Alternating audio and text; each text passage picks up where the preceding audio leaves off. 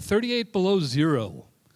That's what this weekend was back in Milwaukee, Wisconsin, quite a while back. So what a couple of 20-something-year-old guys do? They said, "Hey man, let's go skiing. Let's go up north. Let's do this," you know. So it was basically the coldest weekend ever known to exist, basically, in the state of Wisconsin and in the upper, Canada and all that stuff.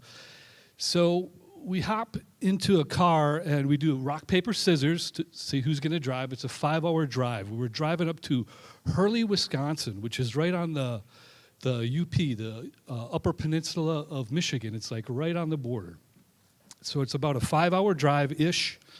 And of course, I lost rock, paper, scissors, so I'm driving. And one of my friends was a sales guy back then, and he actually had a minivan.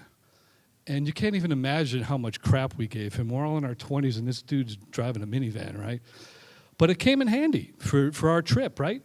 The first seat, we actually flipped around so the guys in the back could actually sit against each other and play poker the whole way up, while I'm driving.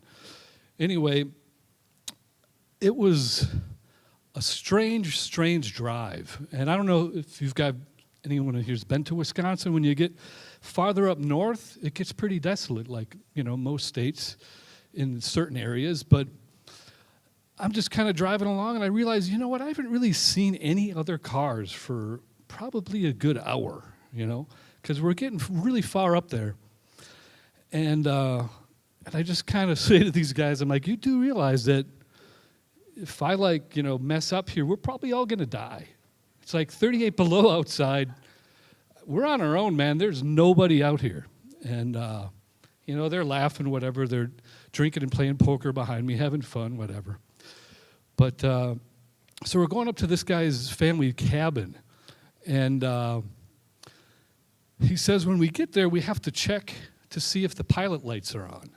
And the pilot lights, this cabin was built on a rock. And it was kind of, crooked. It was, I don't know, it was questionable architecture anyway. But so me and the guy, Kurt, I think his name was, we get tasked to go underneath here in a crawl space, probably maybe double the size of this pink bucket right here. And because it was so cold, they were really worried. It was good that we were going there because they were worried that all the pipes were going to break, right? If the pilot lights weren't on. So not only was it the coldest it's ever been, they also had like the most snow in northern Wisconsin in like forever. So we're driving to this cabin and we're going through the small city, and literally the snow was basically, almost up to the rooftops. So we're like driving into these, it's like we're driving down little tunnels everywhere. We kind of take a left and a right, and all of a sudden you see this little walkway for where the sidewalk was up to the front door. It was crazy. I lived my first 28 years in Wisconsin, and I've never seen any snow like that. It was nuts. But we get there to the cabin, and we crawl under the crawl space, and the water heater pilot light was on, but the furnace was not. So we turn the furnace on, we light the furnace, and just because that little pilot light was lit underneath this little crawl space, it was probably, I don't know, it was probably like 30 degrees, but it felt almost hot because it was 70 degrees warmer than it was outside, So anyway, we get that lit, we get in the house, and we actually fire up the furnace. Everything's good. We hit the rack and get up in the morning, and it's freezing. It's absolutely freezing in the house. And we go back down underneath, and all the pilot lights were off, and we go try to find the gas. And we realized that the gas ran out. So we're like, okay, there's 2 fireplaces in this place. Let's go find some wood. So we go into the garage, we find some wood, we stoke up the fires, we're good to go. All right, man, let's go snowmobiling. We go out to the car doesn't start. We're like, what? I mean, it doesn't even crank or anything. It was 38 below overnight. So So we take the battery out, we take it inside the house, and we're thinking, man, what can we do?